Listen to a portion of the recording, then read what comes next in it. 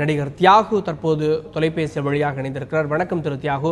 Pepsi அமைப்பினர் இன்றைக்கு 2வது நாளாக அதில் இருக்கக்கூடிய ஊழியர்கள் போராட்டத்தை தொடர்கிறார்கள். 90% படப்பிடிப்புகள் நடைபெறவில்லை. முதல்ல உங்களுடைய கருத்துக்களை பதிவு பண்ணுங்க சார். இதுக்கு ஏற்கனவே இது ஒரு தரம் சார் இது மாதிரி பிரச்சனை நடந்திருக்கு. அப்போ பாரதி ராஜா சார், செல்வமணி எல்லாம் அப்ப டைரக்டர் யூனியன்ல இருந்தாங்க. பாலு மகேந்திரா இந்த போராட்டத்துக்கு முக்கிய காரணமே பாலு மகேந்திரா சார் இருந்தார். அப்ப பெப்சி விஜயன் தலைவரா இருந்தார் பெப்சிக்கு. அப்ப நாங்க sir, Rajini sir, Kamal sir, நாங்க எல்லா நடிகர்களும் பெப்சிக்கு ஆதரவாக இருந்தோம். ஆனால் அன்னைக்கு இருந்த முதலமைச்சர் கலைஞர் அவர்கள் அந்த பெப்சிக்கு விஜயகாந்தை வச்சுக்கிட்டு 2ஆ உடைச்சாரு. படைப்பாளிகள் அந்த பெப்சின்னு தனியா உடைச்சாரு. அங்க இருக்கிற சங்கங்களை பூரா உடைச்சாங்க. அன்னைக்கு துணை இருந்தவர், சூப்பர் பெப்சிக்கு துணையா இருந்தவர் சூப்பர் ஸ்டார் ரஜினிகாந்த் அவர்களும் கமல்ஹாசன் அவர்களும் என்னை போன்ற நடிகர்கள் அத்தனை நடிகர்களும் பெப்சிக்கு துணையா இருந்தோம். அன்னைக்கு படைப்பாளிகள்னு ஒரு சங்கத்தை ஆரம்பிச்சு வச்சு அது நிறைவேறாம போய் லைட்டு தூக்க தெரியாதவங்க லைட்டு தூக்கி சில பேர் கீழே விழுந்து எவ்வளவோ பிரச்சனைகள்லாம் நடந்துச்சு.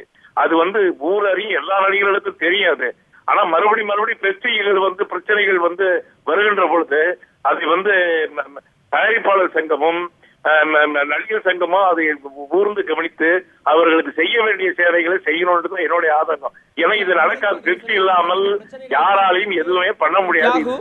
அன்றைக்கு இந்த பிரச்சனைகள் தீர்ப்பதற்கு நடிகர் ரஜினிகாந்தும் நடிகர் கமல்ஹாசனும் உதவினார்கள் அப்படின்றீங்க. இன்னைக்கு இது தொடர்பாக பொதுவெளியில கருத்துக்களை சொல்லல, அவர்கள் துறை சார்ந்த விஷயங்கள்ல ஒரு தீர்வு ஏற்படுவதற்கு அவர்களுடைய கருத்துக்களை கூட சொல்லல அப்படின்றப்பதான் இந்த கேள்வி எழுகிறது. ஏன் அவர்கள் கருத்துக்களை சொல்ல மறுக்கிறார்கள் அப்படின்னு? இல்ல சார், ரஜினி சார் ஒரு ப்ரொடியூசர், படம் நடந்துட்டு காலாங்கிற ஒரு மிகப்பெரிய பிரமாண்டமான படம் நடந்துகிட்டு இருக்கு. கமல் சார் எல்லா படமும் நடந்துகிட்டு இருக்கு. பட் என்னன்னா இது தேவையில்லாத பிரச்சனை. அங்க செல்வமணி அந்த அன்னைக்கு படைப்பாளியில செல்வமணி, இதே செல்வமணி இருந்தார். இன்னைக்கு பெப்சியில அதை பாருங்க, காலம் எப்படி மாறுது பாருங்க.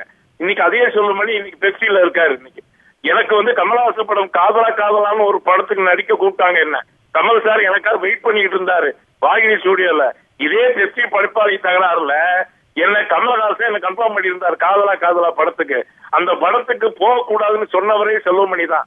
இன்னைக்கு செல்வமணி எப்படி சொன்னாருன்னு எனக்கு புரியல. அது அன்னைக்கு செல்வமணி, வி சேகர், பாரதி ராஜா சார் 3 பேரும் அன்னைக்கு அரசியல்னு ஒரு படம் நடிச்சுக்கிட்டு இருந்த மம்முட்டியோட. அன்னைக்கு செல்வமணி படம் தான் அது. ஆனா அன்னைக்கு கமல்ஹாசன் படத்துல நடிக்க கூடாதுன்னு சொல்லி எனக்கு ஆர்டர் போட்டாங்க. நான் நடிக்க முடியல என்னால. ஏன் சொல்றேன்னு கேட்டீங்கன்னா இதெல்லாம் உண்டு பண்ணிக்கிட்டு சமாச்சாரம் சார். நம்ம எல்லாம் ஒரு குடும்பம் மாதிரி, சின்னத்துறை ஒரு குடும்பம் மாதிரி.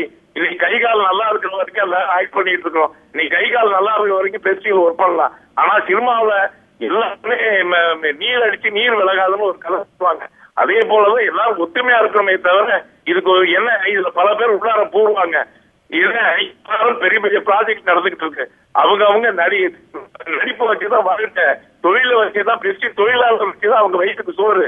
இதெல்லாம் செயல்படக்கூடாதுன்னு தான் என்னுடைய ஆசை.